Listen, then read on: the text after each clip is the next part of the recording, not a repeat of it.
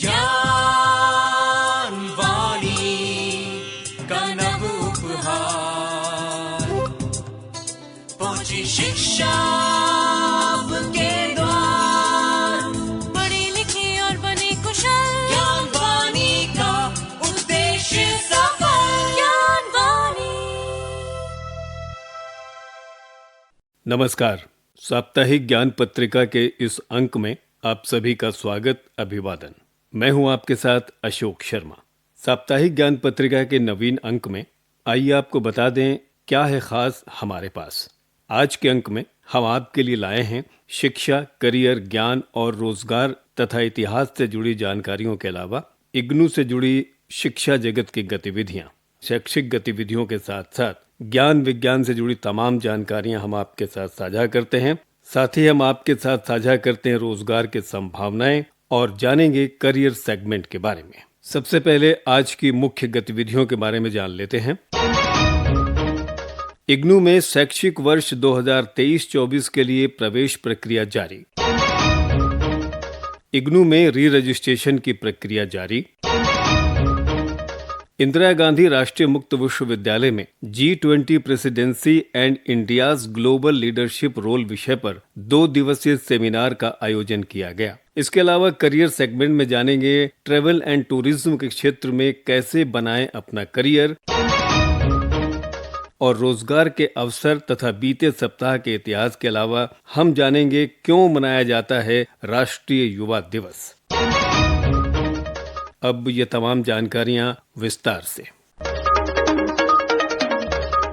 इंदिरा गांधी राष्ट्रीय मुक्त विश्वविद्यालय ने जनवरी 2024 सत्र के लिए विभिन्न विषयों जैसे कला, विज्ञान, प्रबंधन, शिक्षा, सामाजिक कार्य में स्नातक, स्नातकोत्तर, डिप्लोमा और प्रमाण पत्र पाठ्यक्रमों में नामांकन के लिए ऑनलाइन आवेदन की प्रक्रिया शुरू कर दी है। शिक्षार्थी इन सभी कार्यक्रमों में दूरस्थ शिक्षा या ऑनलाइन दोनों तरह के कार्यक्रमों में प्रवेश ले सकते हैं। जिन भी शिक्षार्थियों ने 12वीं उत्तीर्ण की है उनके लिए इग्नू के विभिन्न कार्यक्रमों में प्रवेश लेने का बेहतर अवसर है। इंदिरा गांधी राष्ट्रीय मुक्त विश्वविद्यालय भारत की एक डिस्टेंस लर्निंग नेशनल यूनिवर्सिटी है जो शिक्षार्थी नियमित या पूर्णकालिक पाठ्यक्रमों में भाग लेने में असमर्थ हैं, इग्नू में एडमिशन ले सकते हैं। इग्नू में आवेदन करने की अंतिम तारीख 31 जनवरी है। शिक्षार्थी इग्नू की वेबसाइट https://ignuadmission.samarth.edu.in पर जाकर आवेदन कर सकते हैं। इग्नू एडमिशन 2024 के लिए सबसे पहले आधिकारिक वेबसाइट के होम पेज पर आपको आना होगा। होम पेज पर आने के बाद आपको न्यू रजिस्ट्रेशन का ऑप्शन मिलेगा जिस पर क्लिक करना है। अब आपको अपना लॉगिन आईडी और पासवर्ड दर्ज करके लॉगिन करना होगा। लॉगिन करने के बाद आपको एप्लीकेशन फॉर्म को ध्यानपूर्वक भरना होगा। मांगे जाने वाले सभी जानकारी एवं दस्तावेजों को स्कैन करके अपलोड करेंगे। आखिर में आपको आवेदन शुल्क का भुगतान ऑनलाइन माध्यम से जमा करना होगा। फिर आपके सामने फॉर्म सबमिट करने का विकल्प मिलेगा जिस पर क्लिक करके फॉर्म को सबमिट कर देंगे। इस प्रकार आप इसके लिए ऑनलाइन आवेदन कर सकते हैं। इंदिरा गांधी राष्ट्रीय मुक्त विश्वविद्यालय में सत्र 2024 के लिए री रजिस्ट्रेशन की प्रक्रिया जारी है। जिन छात्रों ने पहले से ही किसी कार्यक्रम में नामांकन करवाया है तो वे आगे के सत्र के लिए अपना री रजिस्ट्रेशन करवा सकते हैं। री रजिस्ट्रेशन करवाने के लिए अंतिम तारीख 31 जनवरी 2024 है। अधिक जानकारी के लिए आप इग्नू की वेबसाइट देख सकते हैं www.ignu.ac.in। री रजिस्ट्रेशन से संबंधित अधिक जानकारी दे रही हैं RSD इग्नू से deputy director doctor Vinita Katiyar. Indira Gandhi राष्ट्रीय मुक्त विश्वविद्यालय द्वारा री रजिस्ट्रेशन की प्रक्रिया जनवरी 2024 सत्र के लिए शुरू कर दी गई है। री रजिस्ट्रेशन उन विद्यार्थियों के लिए होता है जो पहले से ही किसी डिग्री लेवल प्रोग्राम में रजिस्टर्ड होते हैं और वो अपने नेक्स्ट सेमेस्टर या नेक्स्ट ईयर में उनका रजिस्ट्रेशन ड्यू है, उसको वो कर सकते हैं। तो उन विद्यार्थियों से अनुरोध है जिन्होंने अपना एडमिशन पहले लिया हुआ है किसी भी डिग्री लेवल प्रोग्राम में, वो अपना रजिस्ट्रेशन की प्रक्रिया पूरी करें। री रजिस्ट्रेशन की प्रक्रिया समय के अनुसार पूरी होने से उनका जो मिनिमम टाइम पीरियड होता है उसी में ही वो अपना डिग्री पूरा कर सकते हैं। तो ध्यान रहे, री रजिस्ट्रेशन आपका सेकेंड ईयर का या सेकेंड सेमेस्टर का जो भी है उसको आप पूरा करें और अपना प्रोग्राम टाइम से कंप्लीट करें। इंदिरा गांधी राष्ट्रीय मुक्त विश्वविद्यालय के बाबा साहब अम्बेडकर सभागार में 10 और 11 जनवरी 2024 को G20 presidency and India's global leadership role विषय पर एक 2 दिवसीय सेमिनार का आयोजन किया गया। इस समारोह में मुख्य अतिथि थे यूजीसी के चेयरमैन प्रोफेसर जगदीश कुमार। मुख्य वक्ता के तौर पर उपस्थित रहे G20 शेरपा और नीति आयोग के CEO श्री अमिताभ कांत।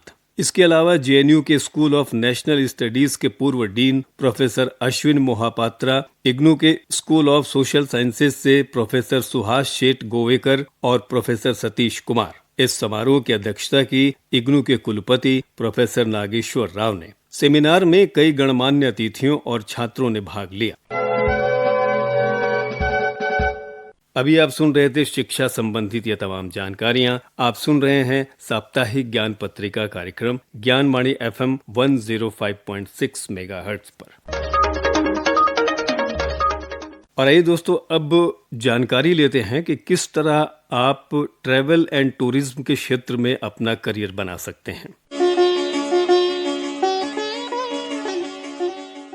आज के दौर में घूमना और घुमाना एक बेहतरीन करियर ऑप्शन बन गया है। हर साल दुनिया के करोड़ों लोग दुनिया के कई हिस्सों में घूमने जाते हैं। अगर आपको भी घूमने और घुमाने का शौक है तो ट्रैवल और टूरिज्म आपके लिए बेहतरीन करियर ऑप्शन हो सकता है। इस क्षेत्र में आने वाले समय में जॉब्स के कई अवसर उपलब्ध होंगे। इनक्रेडिबल इंडिया कैंपेन ने पूरी दुनिया का ध्यान भारत की तरफ खींचा है, जिस वजह से दुनिया का हर आदमी भारत दर्शन पर आना चाहता है। अगर आप भी घूमने और घुमाने के शौकीन हैं तो आपके लिए ये बेहतर करियर ऑप्शन हो सकता है। इस फील्ड में आने के लिए आपकी किसी भी फॉरेन लैंग्वेज या फिर अंग्रेजी भाषा पर कमांड होना जरूरी है। साथ ही आपकी कम्युनिकेशन स्किल भी अच्छी होनी चाहिए। जल्दी से अनजान लोगों के बीच घुल मिल जाना और उनसे दोस्ती कर लेना आपके नेचर में शामिल होना जरूरी है। साथ ही आपको ट्रैवल और जियोग्राफी पर अच्छी पकड़ होनी चाहिए। इतिहास, कल्चर, आर्किटेक्चर आदि की नॉलेज होना भी जरूरी है।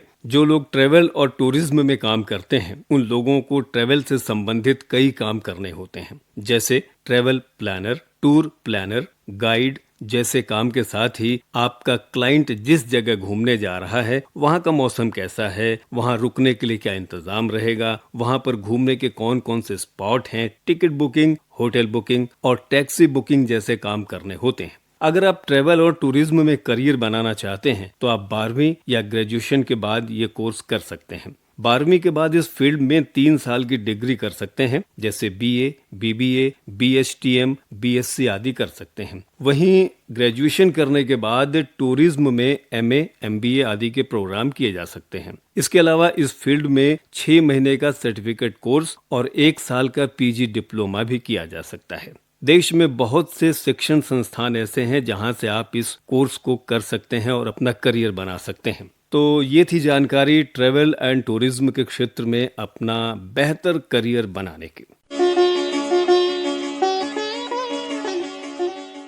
आप सुन रहे हैं साप्ताहिक ज्ञान पत्रिका कार्यक्रम FM 105.6 मेगाहर्ट्ज ज्ञानवाणी दिल्ली पर।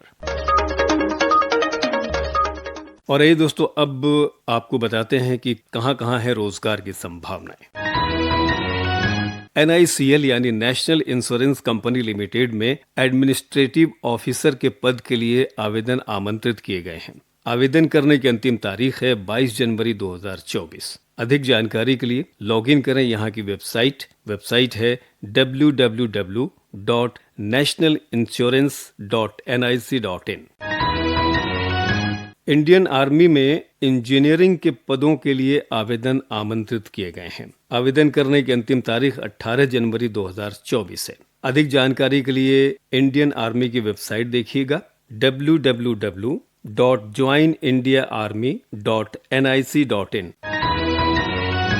एयरपोर्ट अथॉरिटी ऑफ इंडिया में जूनियर और सीनियर असिस्टेंट के पदों के लिए आवेदन आमंत्रित किए गए हैं। इन पदों के लिए अंतिम तारीख 10 फरवरी 2024 है। अधिक जानकारी के लिए वेबसाइट है www.aai.aero। MRVC यानी मुंबई रेलवे विभाग कॉरपोरेशन लिमिटेड में इंजीनियर के पदों के लिए आवेदन आमंत्रित किए गए हैं। अंतिम तारीख बताई गई है 25 जनवरी 2024। अधिक जानकारी के लिए संस्थान की वेबसाइट देखिए www.mrvc.indianrailways.gov.in। तो ये थी जानकारी रोजगार संबंधी। इस समय आप साप्ताहिक ज्ञान पत्रिका कार्यक्रम सुन रहे हैं FM 105.6 मेगाहर्ट्ज ज्ञानवाणी FM पर। और आइए आपको बता दें कि बीता सप्ताह इतिहास में क्यों रहा खास। 7 जनवरी 1935 को कोलकाता में भारतीय राष्ट्रीय विज्ञान अकादमी का उद्घाटन किया गया। बाद में 1951 में इसका मुख्यालय दिल्ली में स्थानांतरित कर दिया गया था। 8 जनवरी 1851 में फ्रांसीसी वैज्ञानिक लियोन फोकाल्ट ने पृथ्वी के घूमने का पता लगाया था। हर वर्ष 9 जनवरी को प्रवासी भारतीय दिवस मनाया जाता है। इसकी शुरुआत सन 2002 में हुई थी। बात करें 10 जनवरी की तो 10 जनवरी 1975 को नागपुर में पहला विश्व हिंदी दिवस मनाया गया था, जिसमें 30 देशों के 122 प्रतिनिधि शामिल हुए थे। 11 जनवरी 1922 को डायबिटीज के मरीजों को पहली बार इंसुलिन दी गई।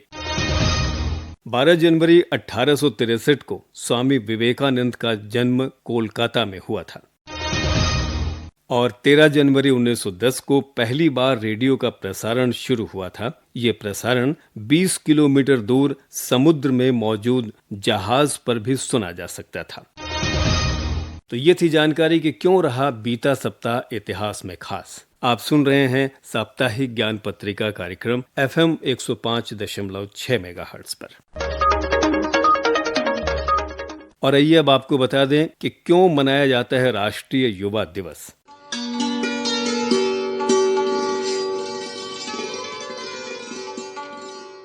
दोस्तों, भारत में स्वामी विवेकानंद की जयंती को राष्ट्रीय युवा दिवस के रूप में मनाया जाता है। राष्ट्रीय युवा दिवस या स्वामी विवेकानंद जयंती हर वर्ष 12 जनवरी को मनाई जाती है।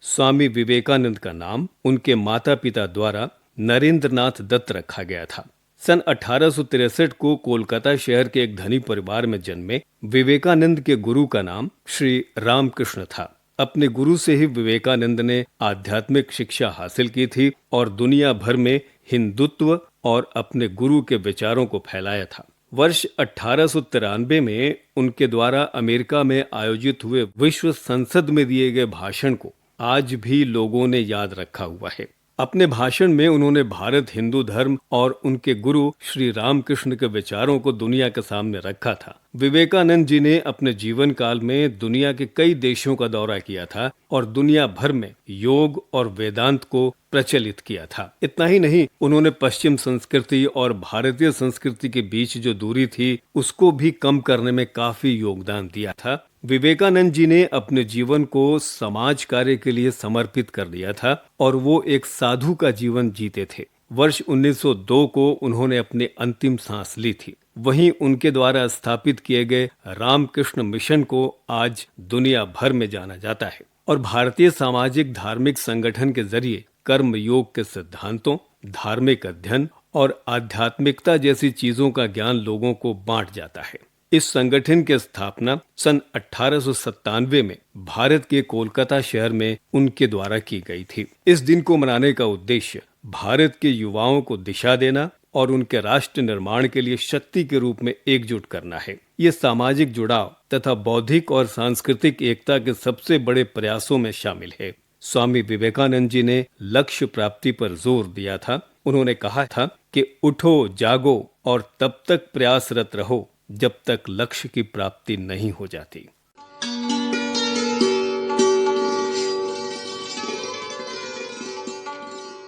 अभी आप सुन रहे थे क्यों मनाया जाता है राष्ट्रीय युवा दिवस। आप सुन रहे थे कार्यक्रम साप्ताहिक ज्ञान पत्रिका। आज के इस कार्यक्रम में तकनीकी सहयोग रहा पीपी शर्मा का, वाचन एवं आलेख अशोक शर्मा का, संपादन किया सदन लाल ने और कार्यक्रम के प्रस्तुतकर्ता थे गजेंद्र दिवाकर। आपसे अगली कड़ी में फिर होगी मुलाकात। तब तक के लिए अपने दोस्त अशोक शर्मा को दीजिए अनुमति। नमस्कार।